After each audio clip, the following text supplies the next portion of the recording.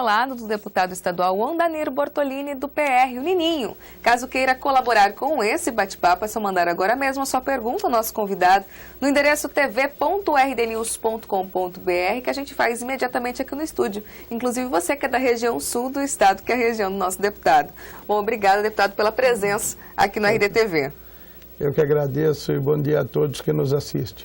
Deputado, nos fale um pouquinho sobre os seus principais projetos apresentados desde que o senhor assumiu a cadeira do deputado Sérgio Ricardo. Bom, nós desde o início da nossa gestão, nós sempre procuramos defender muito a questão municipalista. Eu até por ter sido prefeito por 3 mandatos. Em Tiqueira. Em Tiqueira, sei as dificuldades dos municípios do interior do nosso estado. Então nós focamos muito apoio também a esses municípios. E o ano passado, nós, depois de muitas reclamações também da população de todos os municípios do estado, nós impetramos com uma CPI com relação à telefonia móvel no nosso estado. Então, isso foi uma bandeira que nós pegamos. Aí instauramos essa CPI e fizemos aí um trabalho com muito cautela, haja em vista o caos que se encontra a telefonia em nosso estado. Vocês chegaram a viajar ao interior do estado com uma vanzinha, uma van móvel, né? Uma van para trazer todas as informações do estado. Sem dúvida, nós para buscar todas as informações das mais diversas regiões do nosso estado, nós fizemos uma CPI móvel, lá onde adesivamos uma van e uma equipe da nossa assessoria, da Assembleia Legislativa, percorreu 12 cidades polo de nosso estado, buscando aí ouvir a população quais são os maiores agravantes com relação à telefonia. Esse trabalho já foi concluído. E agora, qual é o próximo passo da CPI? Nós fizemos essa CPI móvel, aí nós ouvimos já as 4 operadoras, fizemos as oitivas das 4 operadoras, nós ouvimos o Sinditele Brasil, o Sindicato de Telecomunicações Brasil, ouvimos o representante da Anatel, e agora, semana passada ainda, nós tivemos uma reunião onde participou junto conosco e nos auxiliaram no longo de toda essa CPI os 4 órgãos da defesa do consumidor, que é a Defensoria Pública, o OAB, o Promotoria, o representante da Promotoria e o Ministério Público e a representante do PROCON, doutora Gisela. Então, nós fizemos agora, já depois de já colher todas essas informações, nós fizemos uma minuta já do nosso relatório final. E aí, a semana passada, nós apresentamos a esses 4 órgãos de defesa do consumidor essa minuta para que eles nos auxiliassem e acrescentassem tudo que entendesse que fosse amparado por lei e para poder fechar o cerco em torno dessas operadoras para poder cobrar realmente o que é de direito da população. Quando que os trabalhos da CPI devem ser encerrados? O trabalho deve se encerrar agora na próxima semana. Inclusive, amanhã nós vamos sentar já com uma minuta de um TAC do Ministério Público com as operadoras, que nós estamos propondo esse TAC, e amanhã nós vamos sentar com os representantes das 4 operadoras, junto com os 4 órgãos de defesa do consumidor, para nós elaborarmos um TAC e a possibilidade de ser assinado esse TAC para, posterior a isso, nós pôr em votação o relatório final. A gente pode adiantar algum dos termos contidos no termo de ajustamento de conduta em que as operadoras vão se comprometer a prestar um serviço de qualidade? Sim, sem dúvida. Primeiro, estipulando um prazo o mais curto possível para que seja feito investimento com relação aos sinais das nossas operadoras, que são muito deficientes. Tem que investir em torres, tem que fazer investimentos no interior, aqui na capital, em todos os setores. Então, nós queremos estipular prazo para que eles melhorem a qualidade do sinal. Porque melhorando a qualidade do sinal vai acabar esse congestionamento, queda de ligação, aí melhora toda a qualidade do serviço e também vai ter estipulado alguns prazos onde vão constar multas, entende? Ou até a suspensão da venda do chip, se for necessário. E um dos itens preocupantes é as cobranças indevidas. Então, também com relação à cobrança indevida, eles vão ter um prazo para esclarecer isso. Deputado, esse trabalho tem sido alinhado com o Congresso Nacional, porque a gente sabe que em Brasília também há uma discussão relacionada às telecomunicações. Sim, nós estivemos, inclusive, na quarta-feira em Brasília, onde nós temos aí uma comissão especial que foi formada por 18 presidentes de 18 CPIs que estavam instalados em nosso estado, em nosso país, e ali está sendo elaborada uma proposta para apresentar ao Congresso Nacional para alteração na lei das telecomunicações. Para ter um alinhamento em nível nacional. Não, e até porque a lei que, quando foram feitas essas concessões com essas empresas, a lei das telecomunicações é uma lei que foi elaborada em 1997. Então ela não condiz com a nossa realidade atual. Então nós estamos apresentando uma alteração nessa lei para que as obrigações sejam contingentes com a nossa realidade. Certo, deputado. Outro projeto, outra iniciativa que o senhor está engajado, é um projeto de lei que traz uma rota alternativa entre Cuiabá e Chapada dos Guimarães. Como isso seria possível, deputado? Bem, na verdade não é um projeto de lei, é uma indicação, porque nós fizemos uma indicação e após a cogitação dessa concessão, queria pedagiar essa estrada Manuel Pinheiro, a 251, que liga a Chapada, foi palco de debate por vários meses aí na Assembleia Legislativa. Então, foi inclusive até feito um projeto de lei de iniciativa do deputado José Riva para suspender esse pedágio. Mas eu acompanhando isso tudo, o que nos preocupava é que eu também não concordaria com o pedágio, haja em vista que Chapada é um braço aqui da nossa capital, é uma cidade turística, onde os finais de semana as famílias costumam ir passar o final de semana em Chapada, e muitos cidadãos que moravam aqui em Cuiabá hoje residem lá em Chapada e vêm trabalhar diariamente. Certo. E se isso fosse ocorrer, ia inviabilizar essa programação de vida dessas pessoas. Mas nós também, eu preocupado com não pedagiar, mas sim com a situação da rodovia atual, porque nós temos consciência que é uma rodovia que está congestionada e que constantemente acidentes graves ocorrem aí. Então nós tínhamos que achar uma alternativa. E eu fui em busca de uma alternativa, de um projeto, que já tinha sido feito um estudo na época do então governador Blairo Maggi. E eu recuperei esse projeto e apresentei ao governador Simval. E acho que foi a semana passada, quando ele deu, inclusive, uma coletiva, no dia que eu apresentei a ele, falou que ia dar uma coletiva à imprensa e ele ia anunciar a suspensão do pedágio, que não iria mais pedagiar e que nós iríamos apresentar essa alternativa. E assim o fizemos. E é uma alternativa, inclusive aqui tem um traçado, é uma alternativa extremamente interessante, viável, porque nós vamos sair aqui do Rodoanel, numa linha reta, onde vai sair 5 quilômetros após Chapada, e isso aqui vai, além de encurtar aqui mais de 30 quilômetros, vai ficar uma estrada... Seria uma estrada de 30 quilômetros, mas onde o governo garantiria recursos para investir em uma nova estrada, já que a gente sabe que as estradas do interior também não possuem nem a revitalização? Mas só para vocês terem uma ideia, dentro desse projeto da concessão, o governo ia ter que desembolsar agora, nos 2 anos, esse pedágio daqui até o Gardés, próximo a Campo Verde, na proposta do governo, ele ia ter que colocar 77 milhões dos cofres públicos. Certo. E essa rota alternativa, ela está estimada em torno de 45 a 50 milhões. Então ele vai economizar aqui mais de 25 a 30 milhões de reais. O senhor acha que o governo do estado iria assumir esse novo projeto? O que o governador Silval Barbosa assinalou? Ele não só assumiu o projeto, como já autorizou e já está, a licitação do estudo do projeto já está correndo na Secretaria de Infraestrutura, na Cinfra.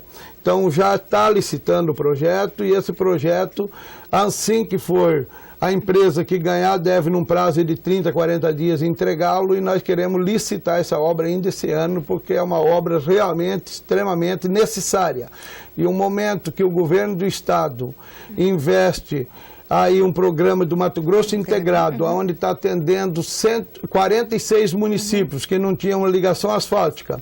Nada mais justo do que fazer essa alternativa aqui, devido que o caos que está essa estrada de Chapada, e para a Baixada Cuiabana seria uma das poucas obras que o governo iria fazer, porque essas outras obras do Mato Grosso integrado praticamente estão todas em outras regiões. Então nada mais justo do que contemplar aqui a Baixada Cuiabana, onde tem aqui mais de 1 milhão de habitantes que usufrui dessa rodovia. Obras do governo do estado e não obras da Copa, uma vez que a Baixada Cuiabana tem sido contempladas com as obras da Copa, né, deputado? Sem dúvida. O Sérgio Rezende pergunta o seguinte: o asfalto inaugurado em dezembro de 2012, feito pela empresa do senhor, o Morro da Mesa, está totalmente danificado na MT-130, né, entre Rondonópolis e Primavera. Segundo ele, sendo um deputado, não deveria dar exemplo e valorizar o dinheiro público? Sérgio Rezende.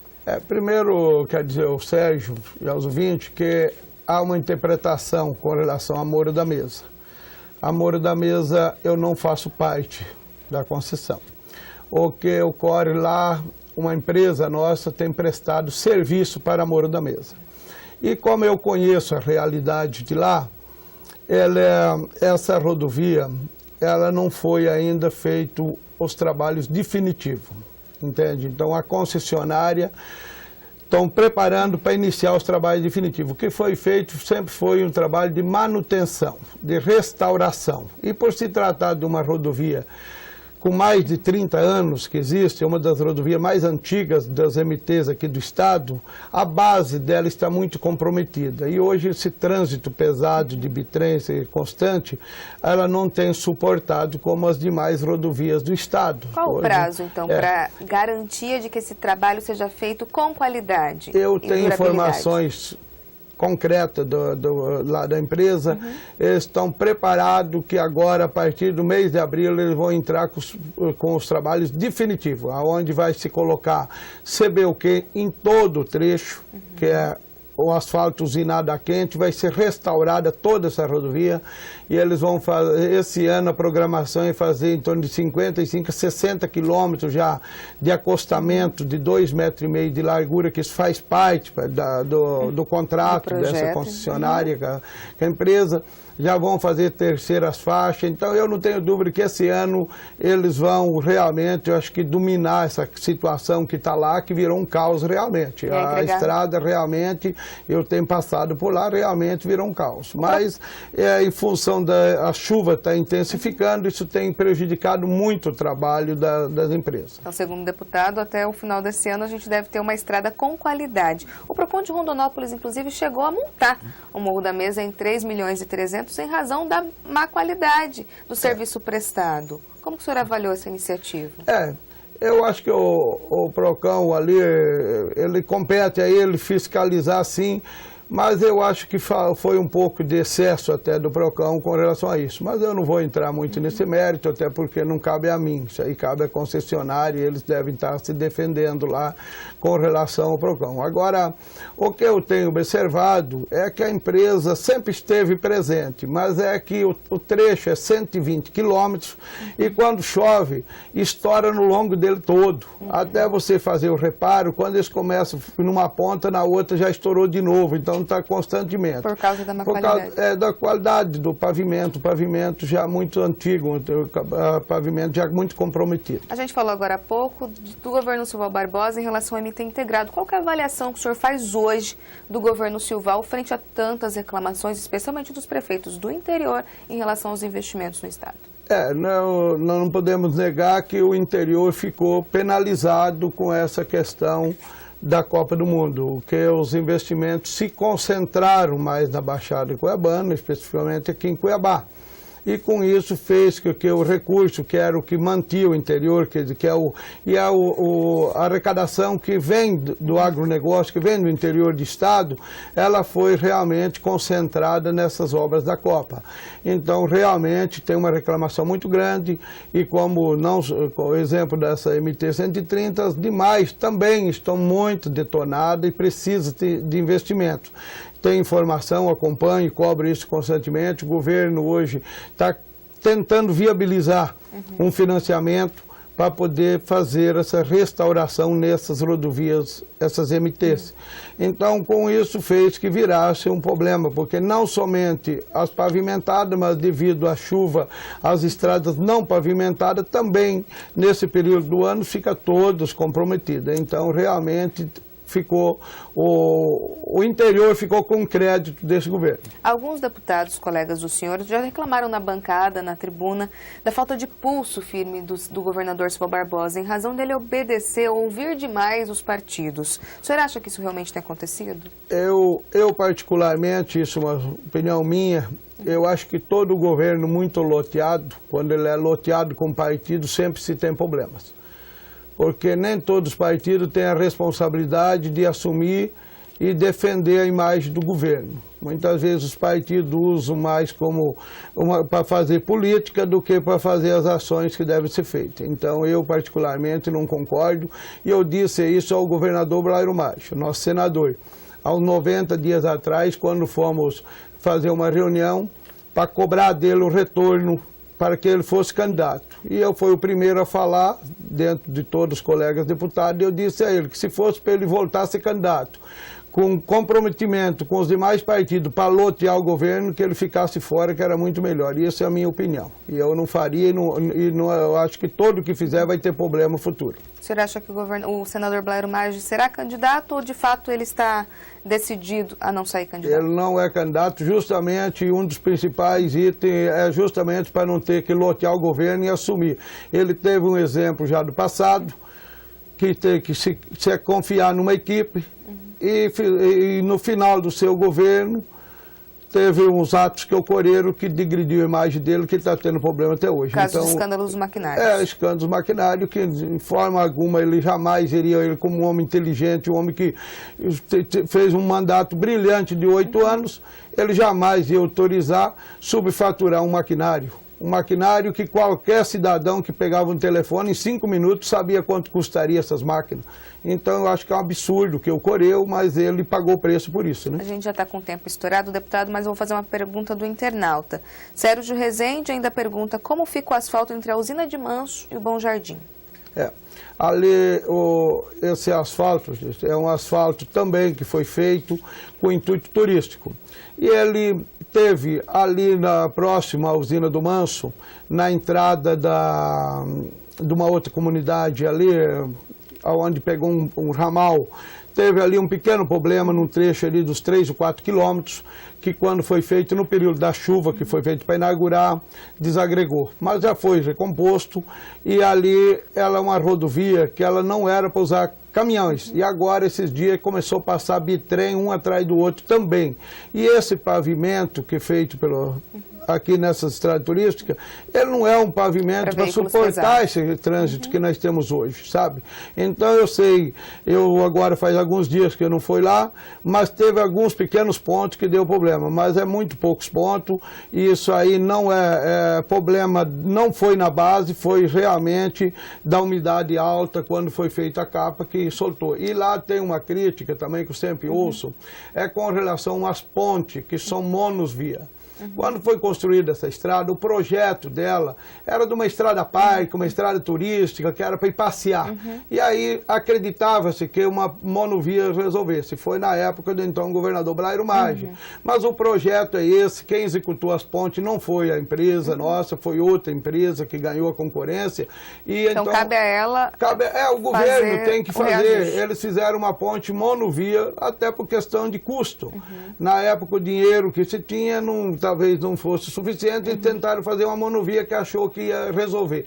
E hoje eu acho que o trânsito está aumentando muito e ela vai agora estar interligando com Nobres, né, que até agora está até Bom Jardim. Mas agora vai sair sob a Nobres. Responsabilidade de quem, deputado? Acho que é o que o Sérgio Rezende quer saber como fica. O governo, a ponte, isso aí é o governo. Agora, qual a relação? Cabe aos deputados cobrarem. Então. Cobrarem, mas isso já foi cobrado, o governo já tem consciência disso. Eu acho que já existe até um projeto já para duplicar essa ponte. Tá certo, deputado. A gente agradece a sua participação aqui no RDTV. Eu que agradeço a oportunidade, estamos sempre à disposição.